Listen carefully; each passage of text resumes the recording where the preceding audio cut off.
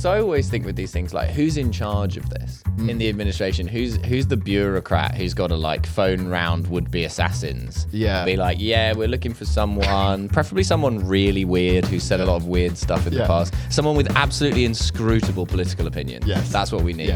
Yeah. Someone who, like, you know, they think the Osmonds are at the heart of a global conspiracy. You know, we need a guy like that. Yeah. And we need him to, like, shoot some bullets, but none of them in the right direction. Yeah, and to be fair to them, they found him. So, you know, they've done a great job. Hello! Welcome to Believe. I'm Phil Green. And I'm David Ferguson. And this is a podcast all about the world's craziest mystical conspiracy theories, isn't it? It is, and also about just the batshit stuff that's happening in this world. And my God, this has happened recently, and it's batshit. This is a podcast all about the world's craziest mythical conspiracy theories. In each episode, we bring on a guest. That guest has picked a mythical conspiracy they want to talk about, and then we try to prove it, debunk it, or neither, don't we? Yes, yeah, because we're just comedians, and what do we know? Absolutely. Well, in this case, we do know quite a lot because we are very much dressed for the occasion with this. Oh, yes, we could almost say we were inside. Hey, very much an inside job. Or was it? Who knows?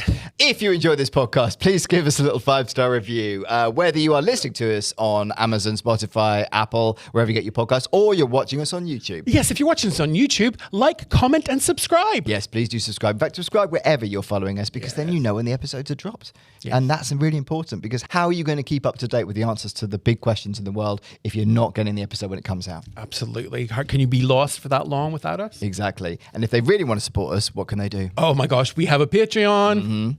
And it's only £3 a month, and you get our Patreon exclusive episodes, you get early access, and you get ad-free listening. Yeah, you can't argue with that kind of value, really. And it means you're helping us make new episodes, which we would love you for, wouldn't we? Yes. Neon signs cost money. This shit costs money.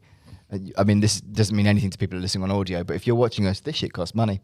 Now, I'm doing a new show at the Edinburgh Fringe this year. It is a work in progress show. It's going to be called, or is called, The Boy Who Nearly Grew Up. I'm going to be there from the 20th to 30th of August. I'm also going to be doing some warm-up shows in July at Medway, Watford, Shaftesbury, Southwark, and Camden.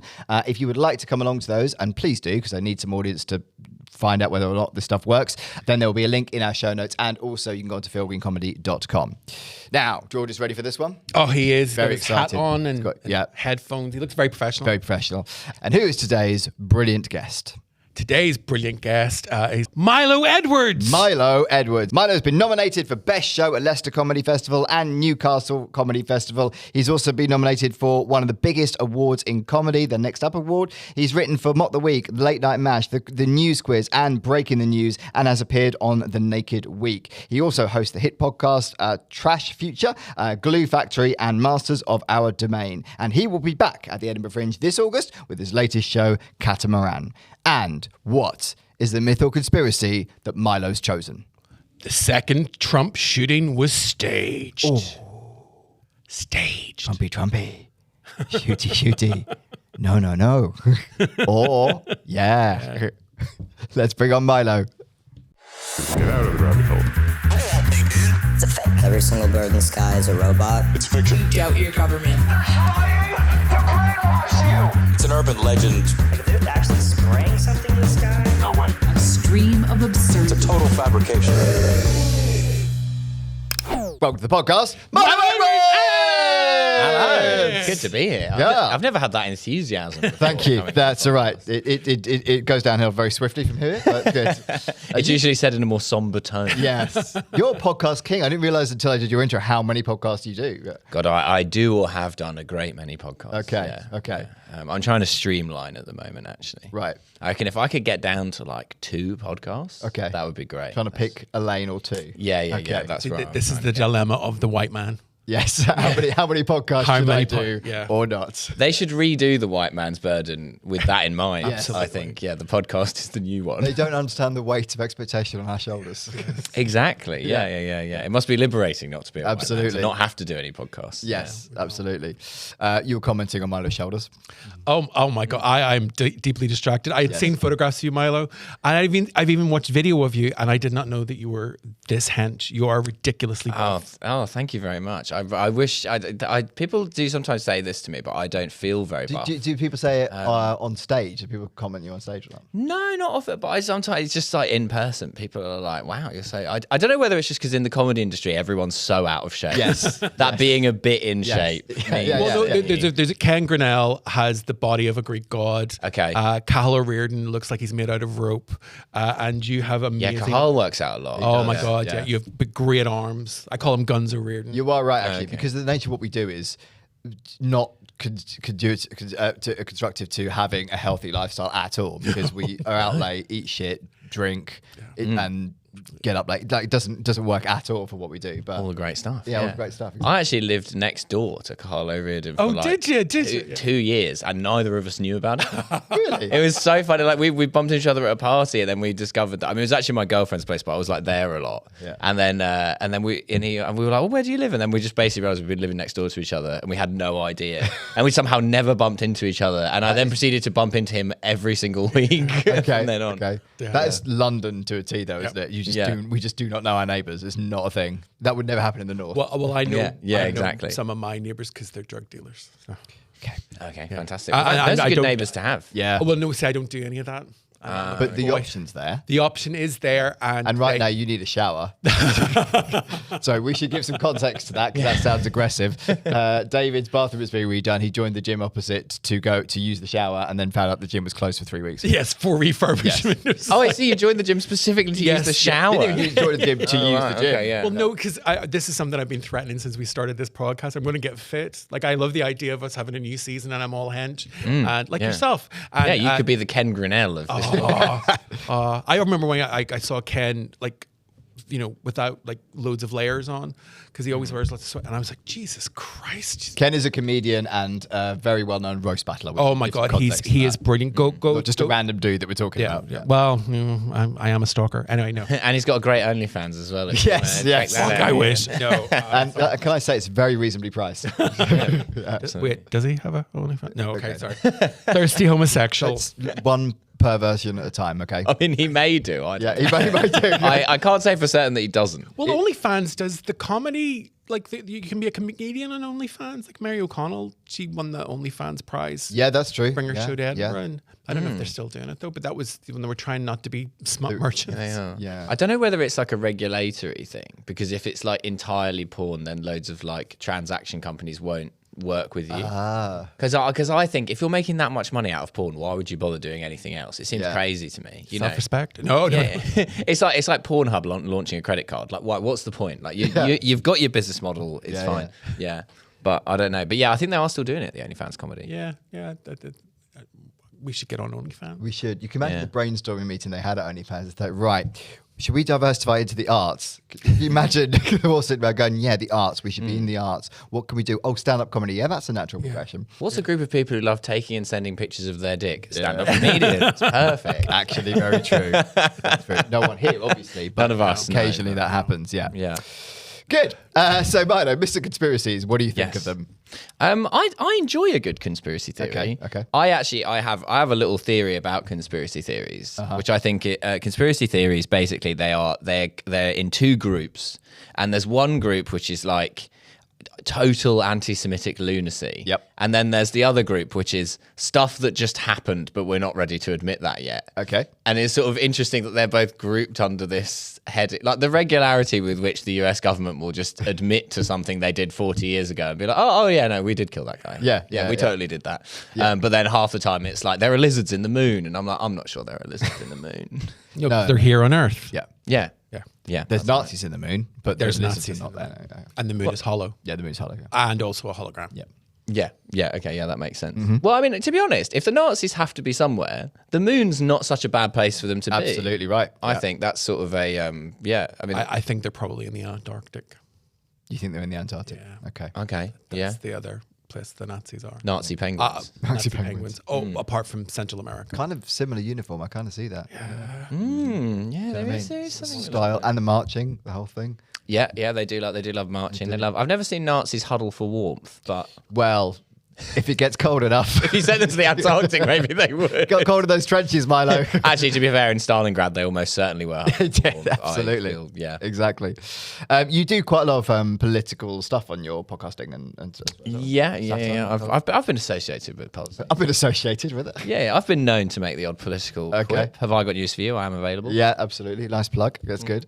We are going to go to this one. I mean, you do quite a bit about American politics and British politics, right? Yeah. A little bit European, a little bit of Australia. Okay. Australian politics is great for conspiracy theories. Yeah, really. Yeah. Okay. Have you ever done not Harold? conspiracies. No, go on. Harold Holt, their prime minister who disappeared. drowned Oh, while in office. I have heard that. But Yeah. okay. And there's a conspiracy theory that he was picked up by a Chinese submarine because he was like a Chinese spy, and that he just like lived out the rest of his life in China. That's a great story. And there's also they had another prime minister in I think Harold Holt was like the 60s. They had another prime minister in the 70s called Gough Whitlam, who actually brought in most of the reforms that make Australia nice. Like he's the reason why they have like socialised healthcare and all this stuff. Okay. And he was basically deposed by MI6 and the CIA using this like incredibly antiquated thing in the Australian constitution that everyone had forgotten about, which is that technically Australia has a thing called a Governor General who's appointed by the King or Queen of Britain,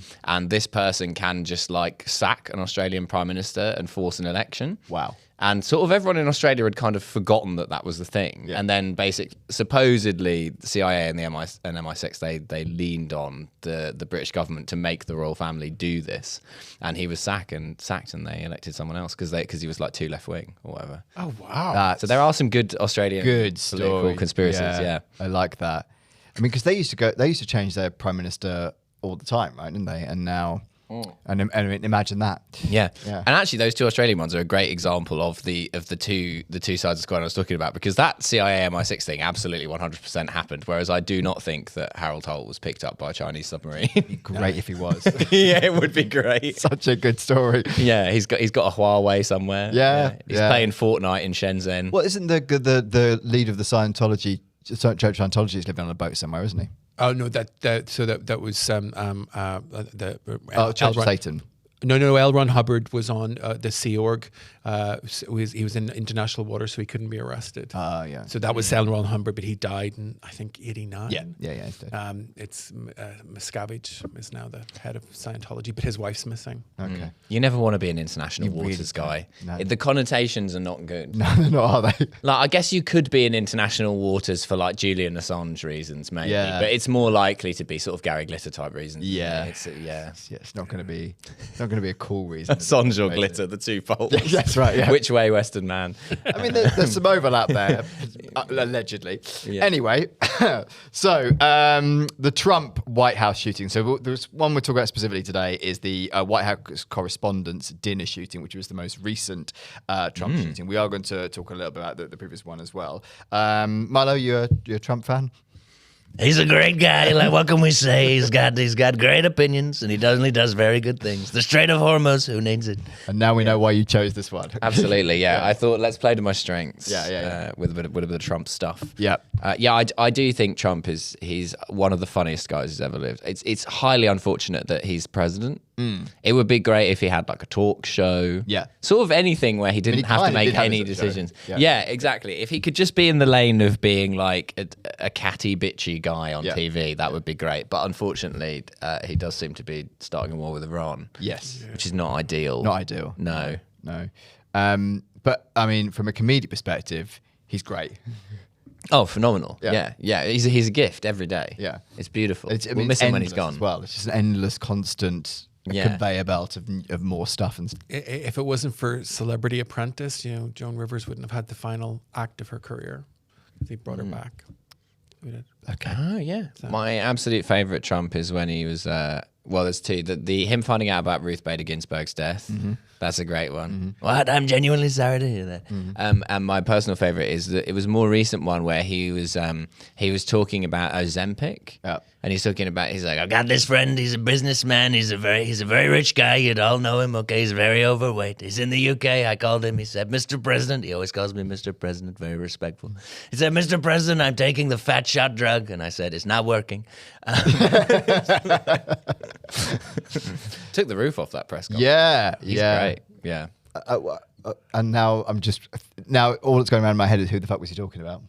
Yeah, that's what you've got to figure out. Who are the fattest businessmen? Who's the fattest businessman in the UK? Who respects? Not Alan Sugar. They wouldn't have a conversation. No, he wouldn't. Also, Alan Sugar's not fat. No. Say what you like about Alan Sugar, but Yes, He's not fat. Many things can be said about Alan Sugar. God, him and Trump would get on like a house on fire. But they hate each other. Sugar hates him. Yeah, because Alan Sugar's latest thing is he keeps just responding to like engagement farming on Twitter. Have you seen this? No. Like those things that are just sort of like they're like boomer copy pasting. Yeah. It's like, I bet you can't do this sum, and then he just quote tweets it with the answer. Like it's amazing. It's like you're so rich and you're just on Twitter doing these like sort of like boomer engagement farming Love posts. him. It's good stuff. Must be so bored. It's amazing. Yeah. Anyway, so Trump getting shot. So the attempted shooting at the 2026 White House Correspondents' Dinner occurred on April the 25th this year at the Washington Hilton in Washington, D.C. Trump was attending the event. According to investigators, a man identified as Cole Thomas Allen allegedly rushed a security checkpoint near the ballroom while armed and opened fire, prompting Secret Service agents to evacuate Trump, Melania, and J.D. Vance and some other officials.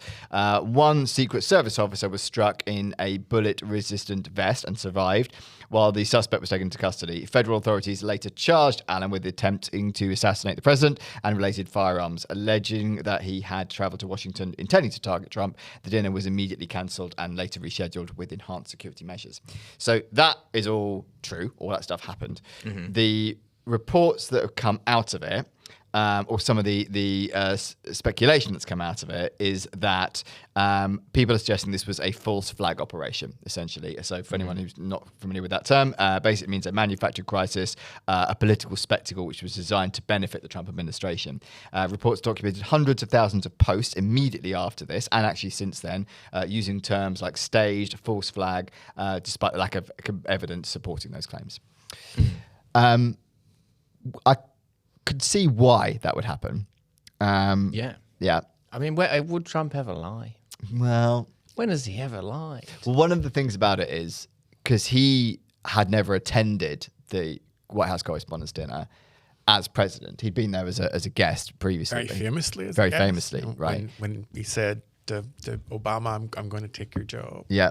Obama. Yeah. Wait, so does the president not have to go? I didn't realise that Trump had never been. Okay. He doesn't have to go. So he's avoided every year. But you know how at that dinner there's a thing when a comedian will go on and basically tear apart the president and the administration, make jokes at the expense. So a lot of the rumours were that he didn't want to do it for that reason, right? Because he's so thin-skinned. But for whatever reason, this year he decided to do it. And one of the conspiracies related to that is that he did that because he knew that this was going to be staged, and he was down in the polls and obviously wanted to avert people's attention from the Epstein files, all that kind of stuff. So they thought, well, let's have another assassination attempt. That is one of the strongest theories behind this. Okay. I mean, to be fair, I've not thought about the Epstein files in a while, and I'm obsessed with Epstein. Yeah. But the amount of the petrol price related fuckery has distracted me pretty well. Fair. I'm not sure if the White House Correspondents' Dinner is really moving the needle in terms of how distracted I am from Epstein. Yes. I don't think it did the job it was supposed to do if that was the intent behind it. Yeah, but I do wonder if he's had 2 assassination attempts already, so we're all like, oh yeah, that's another one. Yeah. They've done that. No one likes the sequels. No. Yeah, no. He's, And the he's first beset one by was- dyspraxic assassins, isn't he? Right, exactly. No one with a good shot on him. No. Because the first one was it was great as That was the assassination. ear one. Yeah, the right? ear one, Yeah, right? Because I mean, when I say great, I mean he didn't die, but I think that's what won him the election. That Well, a lot moment of people when do he that, stood yeah. up and he went fight, and there was that photograph. Went, oh well, he's won, and that was 6 months before, or it was a good deal of time before the actual election. And I was just like, oh, he's the next president. Because I think you could have shot Biden through the ear and he wouldn't even notice. No. You could shoot him through the head and it wouldn't really make much of a difference to, be honest, the coherence of his speech. he could be dead and we wouldn't really notice. Yeah, exactly. Rumors are he is. Yeah. It's possible. Yeah. We don't know. Next week's episode. Well, there was definitely there's some that, have we talked about this yet? There being stand-ins for Biden. Yeah, and Hillary Clinton. And Hillary Hillary Clinton. yeah. So like even if he was dead, there was definitely someone standing in for him. But there's definitely we know for a fact there was ones for Hillary because we know who she is. Okay, yeah. There's that great video of Biden falling off his bike. That I always really enjoy. He just goes down so slowly. Yeah. And just the Secret Service just looking on. Yeah. Speaking of which, there's an amazing video of this assassination attempt of the guy running through the Secret Service checkpoint. Yes. Like with the full assault rifle. And then you just see them like, they sort of like comic double take. Yeah. But, Well, and that's actually the thing that one of the things that feeds into this because Okay. the conspiracy theorists are like, it looks staged because it's so comical in the way they do it. Like they just sort of seem to be like meandering around, and then this guy goes straight through the middle of them relatively easily. I mean, they sort of take him down, but it just looks rehearsed. That's the argument for it. Absolutely. When I was very much younger, I met Hillary Clinton. She came to Belfast, and the Secret Service around her were like a knife blade. Like, and it was a youth conference. I was much younger then, and they were dealing with kids, and they pushed them out of the way. It was like a storm, and there's no way anyone could have done anything to Hillary. They would have jumped in front of her, like, transformed into a shield around her, like it just would have happened. So I'm always really, when I saw that footage, I was like, oh, that's not my experience of the Secret Service, because obviously I've had so much experience. Yeah. And I did a big speech about gay rights as a teenager, and they wanted a photo op with me and Hillary. That's why I was able to see all that. And I have yet to find that photograph. Yeah, we do kind of want that for the socials. I really do, because great. it was the first time I'd ever done a flash wall. So all the photographers took photographs. I remember being like, my eyes, my eyesight went purple because it was so bright. Yeah. That photograph, where is it? Anyway. It's amazing how many crystal clear photos there are of American politicians with known paedophiles. And Yeah. and you kind of I am not a paedophile. Maybe that's why. That's like they have the better photographers. Yeah, they do. Well, they can afford it. So you're saying that photograph would exist if I was a paedophile? I think it actually exonerates you. Yes. The fact that photograph is hard to find. Yeah. Yeah. And I am a comedian. There's so many paedophile comedians. And Hillary would have had the money for good photographers because of the child sex trafficking ring she was in the pizza basement. So, Of course, yeah. Well, it's important that we remember that. Yeah. I always remembered the handshake. She had a good handshake. I used to love Hillary. Not so much now. Yeah. Yeah, you've got to have a good handshake as Hillary Clinton, I think. Yeah, you think so much of the job. Yeah. So much of a being a Clinton is the handshake. Yeah. Well, actually, full circle, because there's that thing that Trump does where he does that weird handshake where he tries to kind of pull people off balance. Because he goes with the wrist, doesn't he? He goes like engulfs the whole hand. And did you see that video of when he was shaking hands with the king? And he tried to sort of pull Charles off balance, but Charles was like ready for it and like pulled him back. And I saw someone said, that's what you get when you mess with a man whose entire life has been shaking hands. Yeah, absolutely. You're not going to wrong foot that guy. Yeah. Like Charlie knows what he's doing. No such thing as unskilled labor. Absolutely not. Say, yeah. No, fair play to the boy. It was one. I'm not a massive royalist, but I was proud of the boy. Yeah. I was proud of the lad at that point. Yeah. Sometimes you got to respect the badge, not the man. Yeah. The Macron handshakes are quite intimate, generally, the ones he has with Macron. And long as well. Oh, okay. I think it's a little bit of stroking on. There's like a little bit of a finger going in. That's there. very French. Yeah, very French, yeah. Do you reckon Macron's going in for a little kiss? Yeah. That's Well, he likes older men, doesn't he, Macron? That's one of my favourite ones, actually, because it's so mad. It is mad.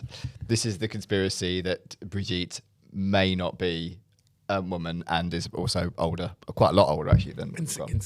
Yeah. Good. He's only 20 years older. I think for me, what's so funny about it is the idea that, like, if Macron was secretly gay, the easiest way for him to go about that would be to marry a man and disguise him as a woman. Yes. Rather than simply having affairs with men, which I'm sure countless French presidents have done. Absolutely. Isn't there a tradition in France of you have a mistress, You have a mistress, and like there's you go to a hotel in the afternoon, like it's a whole thing. Why not do that? Yeah, it's cultural. Yeah, cultural. Exactly. Yeah, I think that was what my GCSE French oral was. that was the role play. Yeah. That I would have enjoyed French so much more if that was what they were teaching. Yeah. Have to order a citron pressé. Exactly. Yeah, exactly. So there's a number of theories about this. So the first one is that they argue that the security surrounding the event by a president, so this is going to what you were saying, is so extensive that an armed attacker should have been unable to get close enough to create a security crisis. Because a breach occurred, proponents contend that elements within the government must have allowed it to happen. And that, like you said with the security footage, either it was staged or they're just fucking inept, because it kind of does look like that. Yeah, anyone can kind of just go through here. We're not worried about it. I mean, to be fair, they took him down before he got anywhere near the event. The other thing is that it is a room of almost entirely journalists as well. So the counter argument is that if it was staged and everyone was in on it, you're not going to keep fucking however many 100 journalists quiet. So I mean, surely the guests aren't in on it, right? No. Like, even if it's staged, you're not gonna fit everyone in. By the way, guys, we're doing a little surprise tonight. Where we're gonna kill Trump. and we know you work for CNN, but you won't mention this. But no, it's fine. Yeah, No, absolutely not. yeah. But he never got quite as far as actually shooting Trump. And the second one of this, one of the others is some theorists point to the political benefits that allegedly followed from the incidents shortly after the shooting. So Trump and several allies renewed arguments for a new White House ballroom and more secure facilities for major political events. Critics argue that the administration appeared unusually prepared to use the incident to advance pre-existing political objectives. So, there's been this whole thing about how much the ballroom's costing and how much taxpayers' money is spending on this, and he's trying to justify it. So no, this needs to happen, blah, blah, blah. He's such a musical theatre guy. Isn't he just? It's so funny that, like, of all of the things that he's doing, the project he cares about most is building a big ballroom. Yeah. It's perfect. It is. It's such a wonderful distraction. But it has got a lot of criticism. So the theory here is the idea is that they would stage this to say, well, we can't possibly have it here anymore because it's not secure enough. But the ballroom we're building, that's fine. It does raise the question: why hasn't anyone ever been shot at a White House correspondence? It does raise that question, considering that's never happened. But yeah, one person's attempt. Yeah. Well, that's all it takes. So we still have to take our shoes off to get on the planes because of one person's attempt. True. Yeah. Hasn't that stopped now? Oh no, you can just I think take. in the States they still do it. Yeah, but it was mostly just American. Well, so basically, actually, recently, because I often refer to 9/11 in my work, and I realised that we're losing the ancient text because a young person said, "Oh well, in a way, Bin Laden won because you still have to take your shoes off to get on the plane." I'm like, that was a different guy. That was a post 9/11 failed attempt. Don't conflate the shoe bomber with Osama bin Laden, one of the most successful terrorists of all time. The shoe bomber was a failure. Yeah, he was. Yeah, absolutely. And yet had a lasting legacy nonetheless. I understand about losing the ancient text. I've had to explain to people who Madonna is, and it's just awful. How did you say? Well, she's the woman who pegged Guy Ritchie. She is indeed the woman who pegged. That will be on our gravestone. Everything else is just a footnote. Nothing else, just that. Yeah. Well, I'd love to peg Guy Ritchie. Anyway, my point is, people don't know who Madonna is. He finds a way in every episode to somehow get a Madonna reference in. Yeah. We don't know how, but Okay, yeah. What's your favourite era of Madonna? All of them. Okay, right. I love her. I'm gay. What, even the current era? I Feel So Free is a good song. I don't think I've come across that one. No, you wouldn't. Well, you look straight, so. I am straight. But the last era of Madonna I'd say I was really aware of was the sort of the leotard ABBA remixes era. Hung up. Yeah, Confessions yeah, on yeah. the dance floor. We're getting confessions on the dance floor too. That's where we are now. Okay. That's why we've had a duet with Sabrina Carpenter, which left me absolutely ice cold. Oh, really? Okay. Yeah, I quite like a bit of Sabrina Carpenter. I like Sabrina. Yeah. I like Sabrina. I love a tardy pop star. I do. Give me more of that. And but I didn't really like the song. Really, all the gays want is Madonna do a duet with Kylie and maybe Cher, and then she can die. And she hasn't done that. I don't think she'll ever die. I don't think she'll ever. Well, I can't believe Cher's still going. I mean, it's amazing. Yeah, I love Cher. I think she remembers the Napoleonic Wars. Yeah. Yes. Yeah. Well, there's that saying, after the nuclear war, there'll be two things left: cockroaches and Cher. And I believe in that. I was bidding on eBay for a Cher doll from the 70s, a Mego Cher doll, and I didn't get it, and I hate whoever did get it. So the third theory, the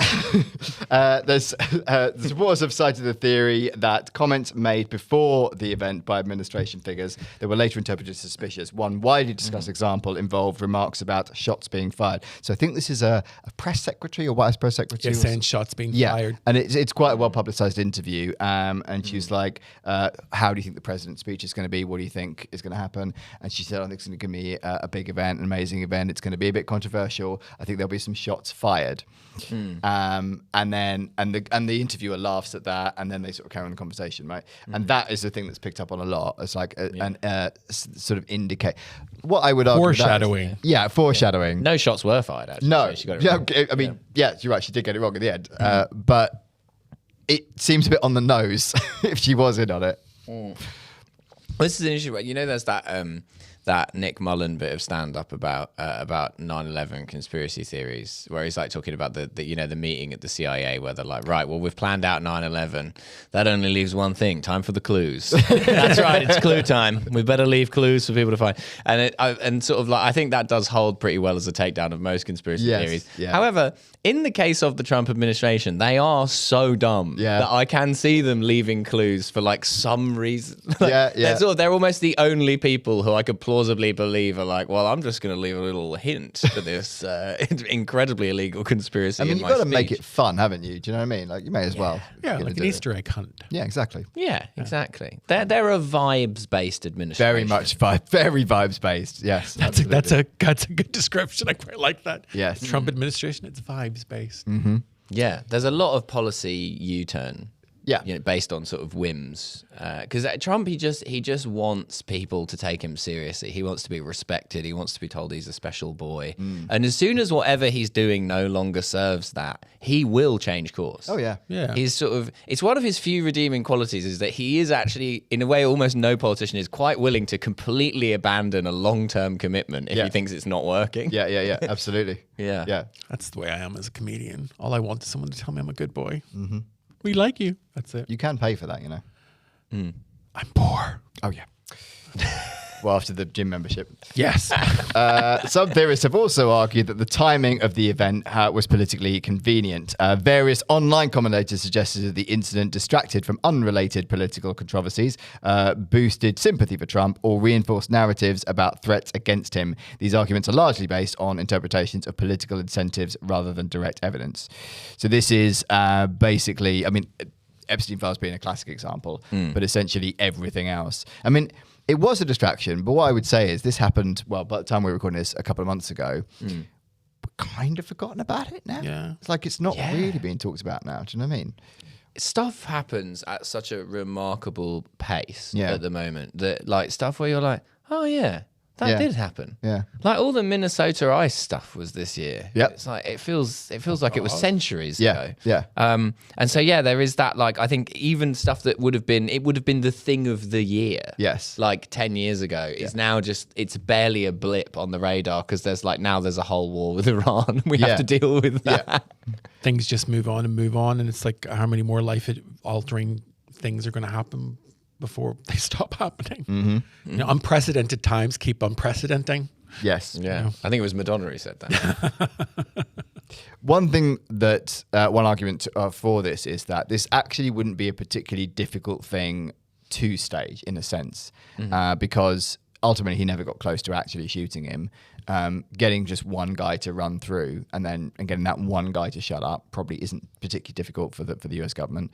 So, and you've got CCTV footage, you've got enough people around to cause the havoc and the mayhem, and it's quite easy. So and they're drilled enough to shoot them off stage. So it wouldn't be a particularly difficult thing to stage. Whereas the shooting where he actually clipped his ear and there was blood is a much more complex thing if that was faked. Do you know what I mean? Yeah.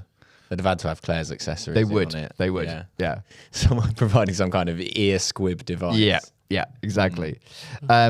Did you see some of the footage with the first Trump shooting of the guy on the roof?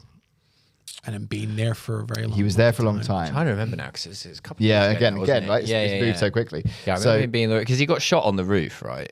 Yeah, he did. Yeah. But he was on the roof for quite a long time before the event. And there's camera footage of a group of people who were filming this guy on the roof, moving around on the roof. And that you can hear them in the video alerting the authorities. They're trying to alert the security people to this guy on the roof, saying, look, he's this dude's on the roof. And there's no reaction at all from them. They're not doing anything about it. So the guy, and he's just like kind of quite casually sort of finding the right position on the roof. And that's one of the reasons why that shooting, there's a lot of speculation about that was faked. But it's like, well, why would they not react to that? Why would they? Surely if it was the president's security service, they would have immediately reacted on that, even if it was just rumor. Yeah. There is one. Oh Christ! So I have to say this for the sake of the podcast. There was concerns around the training of the security staff. Oh, yeah. And if you see the what happens right after Trump is shot and the ear's bloody and he does the fight, you can see there's a number of security staff members who kind of don't know what they're doing. Yeah. So it goes down to possibly, if it wasn't set up, that was actually ineptitude. They didn't have the right people. And I'm only saying that so that we can just talk about it. Well, it's difficult to get good staff these days. Isn't it? It is. No It one is. to work anymore. No, they do not. That's why we love George. Yeah. Yeah. It is a high pressure job. Yeah. In fairness. Security guards probably working from home. Yeah. Am I right? Yeah. Well, so the way the work culture has changed, not how it used to be, I'll tell you that. Not Got to get people back in the office. You've got to get people back in the office. That's right. Got to. Especially the security guards. At least 4 days a week. Yeah. At least 4 days a week of security. The other 3 will take the risk. Yeah, absolutely. So the speed at which the theory spread is also the thing that people highlight quite a lot. So these theories highlight quite a lot. So the shooting occurred in a highly polarized political environment in which trust in institutions is already low. Many Americans distrust government agencies, mainstream media, organizations, political parties, or all three. When a dramatic event occurs under such conditions, many people immediately search for hidden explanations. Researchers and journalists have noted that conspiracy theories increasingly emerge almost instantly after events rather than waiting for evidence. Another factor was Trump's political history. Previous assassination attempts and threats against Trump have generated extensive online speculation from both supporters and opponents. As a result, many people approached the Correspondents' Dinner incident with pre-existing beliefs about what must have happened before substantial evidence had emerged. Well, I mean that is their style, isn't it? It is. I mean, it's arguably the Trump regime having their own approach turned on them.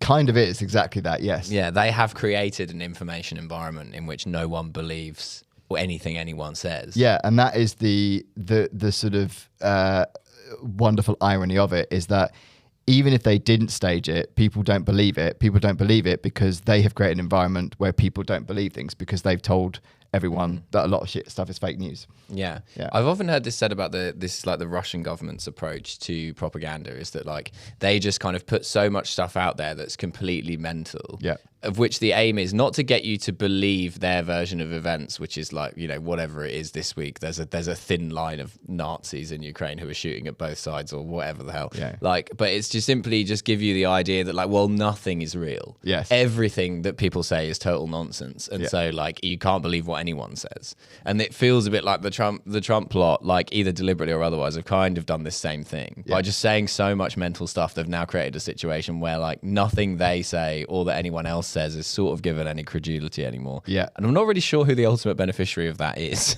I don't think. Well, I guess them if they by just simply staying in power, right? Because otherwise there is no other benefit. It's not the public for sure. Yeah. So it can only be them.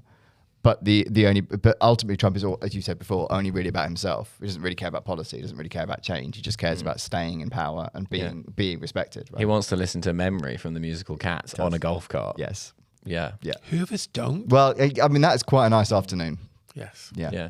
I like there was that rumor that they have to play it to him to calm him down when he's like having a meltdown about something in the Oval Office. They just like quick bring the tape deck in and they just stick on Memory from Cats. Well, as long as you're not showing the movie, I think that's probably okay. Oh, the movie was so bad. yeah. The movie they're showing Full Hole. Is it the Elaine Page version of Memory? Do you know? The LMPH, I don't know what that means. Elaine Elaine. Page. Oh, Page. Elaine Page, sorry. See, so straight. Any gay would have known that what I was saying. Elaine Page. She does the Radio 2 show on a Sunday, right? She does. Yeah. I have to turn it off. Do you? I can't handle show tunes. Really? You're not a fan? Yeah, no, I can't. The level of homophobia in this episode is shocking. But the thing is, I can get behind what you might call your sort of your gay pop music, Madonna, your Kylie Minogue, whatever. But show tunes, I'm just like, well, this is just like what if music was bad? I don't understand. I don't get it. Why would you? Yeah. But at least you know where it is and when to switch up, and that's important. It is Yeah, useful. they keep it contained. I have been to see the theatre's production of Wicked 9 times. Wow, that's a lot of time. And I'm going again this year. That's the commitment to the Crikey. cause. I Yeah. love it. There's well, we could do a conspiracy theory about that. I'm just so gay. Yeah. Yeah. If Apart from the whole sex with men thing, I don't do that. Well, it's filthy, isn't it? It's filthy, and also no one wants me. But like, cultural but non-practicing. the cultural but non-practicing. Yeah. Plus the Catholics will send you to hell. Well, so, the Catholics, they would never allow homosexuality. Oh in their God, no. midst. That would No, that's why you had to leave. It is. Yeah. Yeah. So supporters of the staging theory frequently cite several observations. One is the apparent security is failure itself. The fact that an armed individual was able to initiate a violent incident at an event attended by the president raises legitimate questions about security. Another is the administration's rapid communication following the event. Some theorists argue that officials appeared unusually prepared with public statements and explanations. So this is basically they had... That is out of character for them, to be fair. Yeah, it kind of is, isn't it? It's the level of organisation to simply have these incredibly well-prepared statements to say, well, this would have happened if we'd done it in the White House ballroom. There's so many statements about security, and they were literally within half an hour of the event actually taking place. It is pretty well prepared. Maybe it was the third-party agency they hired for this. Indeed. But when life gives you lemons, make lemonade. Okay. Yeah, maybe that's just their sort of default. Like every statement begins with, "Well, this wouldn't have happened if we'd had the White House ballroom." Yeah, it just so happened that it really worked. Yes, yeah. A broken clock hits the right time twice a day. Yeah. Or find a way to blame Biden. A couple of weeks ago, I was with a mate of mine who really flies by the seat of his pants in life. And we were out, and it was me and my girlfriend, and him and his wife, and we'd taken a picnic with us to this park in Forest Gate. And he was like, "Well, the picnic basket's quite heavy. Why don't we just leave it here, go for a walk, and come back?"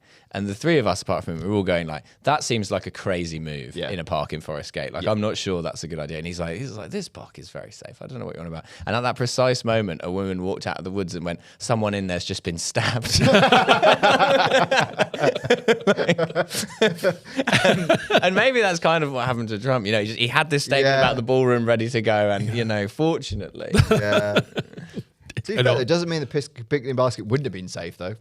No, that is true. I mean, to be fair, the people doing the stabbings, they're not normally overly concerned about. They're not normally concerned about unless picnics. it's full of crack. Yeah. I don't think they'd be that interested in it. Yeah. The Forest Gate. I live near Forest Gate, and it is very stabby. Yeah. Well, I actually didn't realise that, but I did on that occasion. Okay. Yeah. Because you were told. I was. Yeah. I mean, you couldn't help but yeah. Notice what that statement. Yeah, it did. So there are some photographs and supposed evidence that the theorists have thrown out there. So one is photographs of Trump behind a curtain. So have you seen these pictures? So some theories claim that images show Trump calmly observing events from behind a curtain, arguing the suggested prior knowledge of the attack. Also coded warnings. Supporters pointed to comments under phrases like shots fired or other combative language made before the incident, suggesting that there were hidden warnings, like you said, cleverly planted.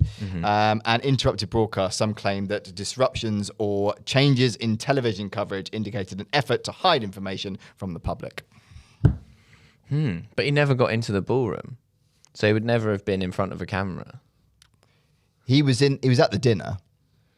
No, sorry, no, but I mean the shooter. He didn't actually get into the room, right? Yeah. So then I don't know why they would have to. What would they be hiding? Yeah, fair point. This is sometimes what I find with these things is that they're like, they say like, oh well, they've done this to cover their tracks, and I'm like, yeah, but what track are they trying to cover? What do you imagine the track is that they're covering? I don't understand. It's a fair argument. The assailant, so the guy that they arrested for this guy, had actually, allegedly, they found like notes that he'd written basically, and some of these were strong anti-Trump and anti-Trump administration grievances aimed at administration officials rather than hotel staff or random guests. I hate the ballroom. Yeah, exactly. I would never do anything that would ensure the construction of the ballroom or justify it in any way. Well, maybe he was an interior designer who just really fucking hated gold. I mean, to be fair, if there's a long list of people who would hate Donald Trump, but I think interior designers have got to be pretty high up there. Very high up. A self-description as a friendly federal assassin. This is how he described himself. Friendly is an interesting word there, which prosecutors later cited in detention filings. A lot of this does feel quite on the nose to have written down, do you know what I mean? Statements interpreted as apologies to friends and family and an expectation that he would not be forgiven. Complaints about federal policies and broader political grievances. Reports say the writings reference administration actions and portray the author as acting to stop perceived wrongdoing. Did you think they wouldn't forgive him because he failed to shoot Trump? Is that the implication? Yeah, kind of. Yeah, I think so. Because in which case it's really on the nose. But yeah, I think it was supposed to be a confession, apologies to friends and family for killing the president. Yeah. Surprise at what he perceived as weak security at a hotel event, including lines such as "What the hell is the Secret Service doing?" and "No damn security." No damn security. Yeah. Working from home. Right. Yeah. Can't get the help these days. Yeah. Yeah. It's hard to shoot a guy over Zoom. It really is. Yeah. Yeah. Again, 4 days a week in the office. Yeah. Although if anyone could imagine, it could make it happen, it would be the Americans. Oh, absolutely. We've created a sort of USB gun, so you can do a workplace shooting from home. Yeah. Yeah, that would be fun. Do we think this guy was a stooge? Do we think he was? What do we think about him? Well, if I think Saran is a stooge. You do. I do, yeah.